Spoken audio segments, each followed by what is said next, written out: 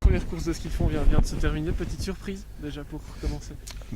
Non, pas de petite surprise. Bon, on sait très bien qu'on a des seniors, on voit nos catégories d'âge, ce sont des seniors qui se battent encore très très fort. Mais c'est clair, quand on a des jeunes, aujourd'hui on a notre pôle flèche qui est fait parmi les seniors. C'est clair que ça, c'est plus difficile de battre un jeune qui est en pleine force, en plein jus. Oui, la surprise, on peut dire que le triathlète, Eric Hermes, qui est plutôt un triathlète, que j'ai encore hier demandé s'il est vraiment apte ou capable de supporter les 3 tours en temps junior, parce que nous on a pris l'habitude de faire la même distance pour les juniors, parce qu'on a 12 km, on n'a pas les 15 ici.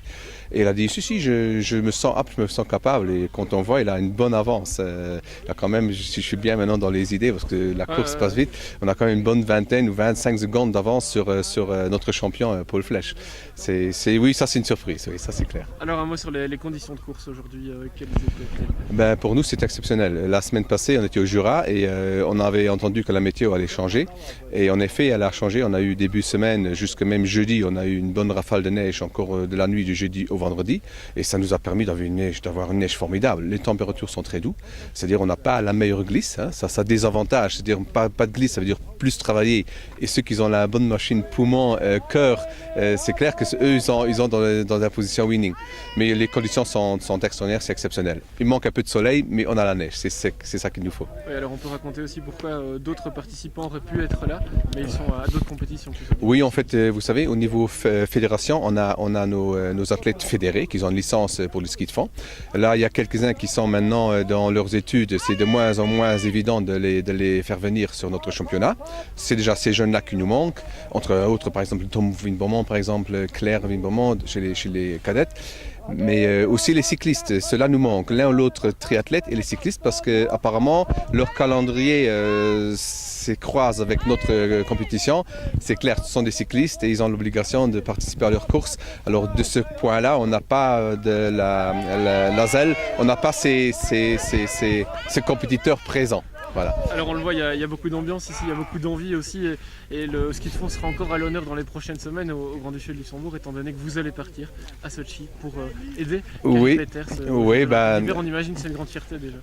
Oui, c'est clair. Pour Carrie, déjà maintenant, je lui souhaite à Sochi une grande chance de supporter aussi ce stress, parce qu'il faut dire quand même c'est du stress. Ça fait des années, au moins une championnat du monde à Rovaniemi en temps junior et 3 championnats du monde en temps senior.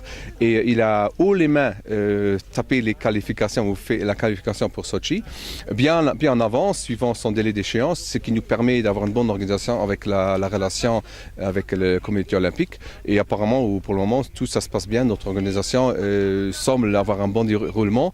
Et pour l'athlète même, je suis très très fier, parce que si on accompagne un jeune dans tous ses stades, sa carrière au service militaire, être libéré pour faire le sport, et aujourd'hui participer quand même pour le pays à un championnat comme championnat Jeux Olympiques, ça c'est formidable, ça c'est extraordinaire. On n'y est pas encore, mais qu'est-ce que vous allez ressentir quand vous allez le voir avec ces couleurs du Grand-Duché de Luxembourg défiler?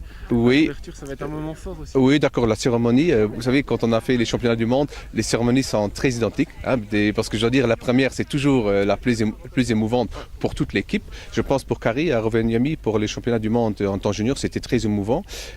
Après, je veux dire, ça devient une routine, mais on a déjà les habitudes.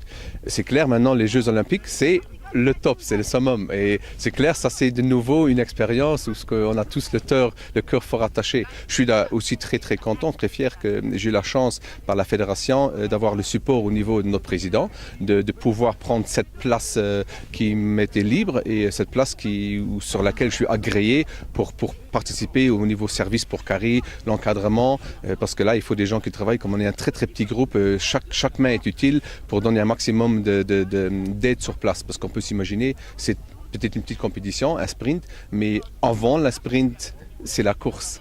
Et ça, il faut organiser, il faut bien encadrer.